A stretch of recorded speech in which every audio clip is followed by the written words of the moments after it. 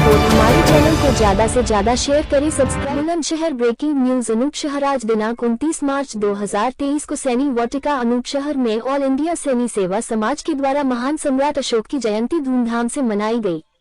कार्यक्रम का संचालन गौरव सैनी द्वारा किया गया। विशेष मार्गदर्शन टेकचंद सैनी व श्री राजकुमार सैनी उर्फ राजू सैनी का रहा। मुख्य अतिथि ऑल इंडिया सैनी सेवा समाज की प्रदेश अध्यक्षा श्रीमती बबीता सैनी ने अशोक सम्राट के विषय में जानकारी देते हुए बताया कि सम्राट अशोक को चक्रवर्ती सम्राट अशोक कहा जाता है, जिसका अर्थ है सम्राटों के सम्राट। इस अवसर पर रजनीश सैनी, हरिओम सैनी, इंद्रपाल सैनी, मदन लाल सैनी, लोकेश सैनी, वीरेंद्र सैनी, तनु सैनी, रजनी सैनी, माया देवी, शिवानी आदि महिलाएं व लोग उपस्थित रहे। संवाददाता गोल्डी शर्मा की खास रिपोर्ट। अनूपशहर। जी, आपका शुभ नाम? बबीता सैनी। आप किस समाज से जुड़ी हुई हैं, किस चीज़ को से बिलोंग करती हैं? वैसे अगर प्रोफेशनली देखा जाए तो मैं एक अध्यापिका हूँ, बच्चों को शिक्षा देती हूँ जी। और समाज मेरा सैनी, मौर्य, कुशवाहा, माली, ये हमारा समाज है जी। ऐसे तो सर्व समाज के साथ हम लोग कार्य करते हैं, लेकिन अपने समाज के लिए भी सीधी सी बात है, जो भी व्यक्ति होता है वो अपने समाज को आगे बढ़ाने का पूरा प्रयास करता है। वही प्रयास मैं भी कर रही हूँ। तो ये आप सम्राट अशोक जी की आज जयंती जो मना रही हैं मैडम, तो ये किस उपलक्ष्य में मना रही हैं और आप समाज को, अपने समाज को जिससे जुड़ी हुई हैं, उसको, उन लोगों को क्या संदेश देना चाहती हैं? देखिए, अशोक सम्राट जी का जन्म जो है वो ईसा पूर्व 304 में हुआ था जी। और जैसा कि सभी जानते हैं कि अशोक सम्राट उनको इसलिए कहा जाता था, चक्रवर्ती सम्राट अशोक उनको इसलिए कहा जाता था क्योंकि वो सम्राटों के सम्राट थे। यानी उनका जो राज्य था, साम्राज्य था, वो उत्तर, पूर्व, पश्चिम, दक्षिण बहुत बड़ा था। यानी उनका जो राज्य रहा है, उनका जो शासनकाल रहा है वो अखंड रहा है। अखंड का अर्थ होता है कि वो उस समय ना ही तो पाकिस्तान था ना अफगानिस्तान था, वो पूरा इंडिया माना जाता था।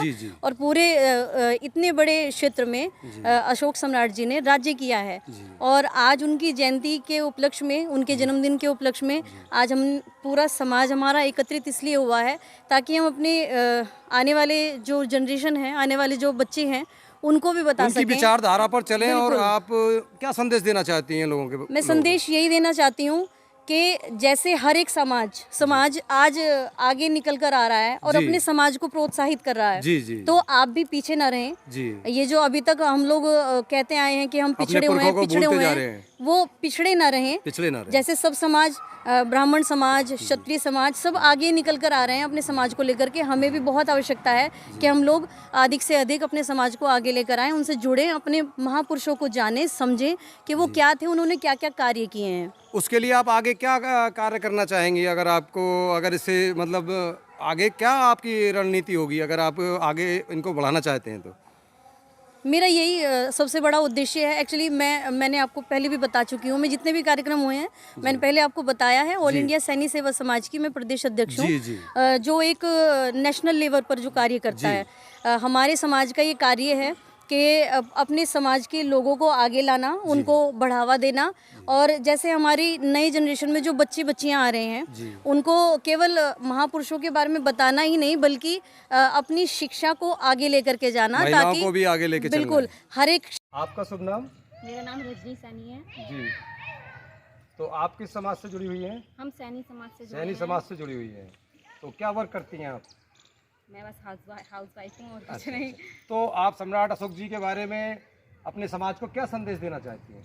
मैं, जैसा कि मैम ने बताया कि बच्चों को शिक्षित होना है और गृहिणियों को भी आगे बढ़ना चाहिए। जैसे कि ये चंद्रगुप्त मौर्य, इनका नाम ये भी था। इनको, जैसे कि इन्होंने अल्प आयु में एक लकड़ी की छड़ी से इतनी कम उम्र में शेर का शिकार किया था, उसी तरह से मैं चाहती हूँ कि हर युवा पीढ़ी और बच्चे, सम्राट अशोक जी बहुत मजबूत इंसान थे। तो आप ये चाहती हैं कि समाज में भी लोग उनकी प्रेरणा पर चलें? हाँ। और आगे मजबूत होकर। मैं बस यही कहना चाहती हूँ, चंद्रगुप्त मौर्य ने हमारे देश के लिए बहुत कुछ किया है। उनके शासन में ना ही कोई अमीरी गरीबी कुछ नहीं था, उन्होंने सबको एक प्रति समान समझा, जिससे कि आज उनके वजह से ही आज हम यहाँ तक शिक्षित हैं या कुछ भी कहें। जो हमारे तिरंगे में अशोक चिन्ह है वो भी उन्हीं की वजह से है, और जो त्रिमूर्ति है शेर की, वो भी उन्हीं के नाम से स्थापित है। और अशोक के पेड़ के नाम से ही अशोक उनका नाम पड़ा था। जी जी।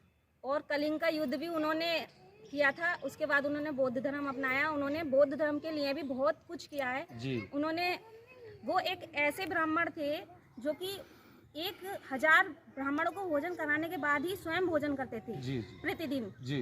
वो इस तरह के पुरुष थे, महापुरुष थे। महापुरुष थे।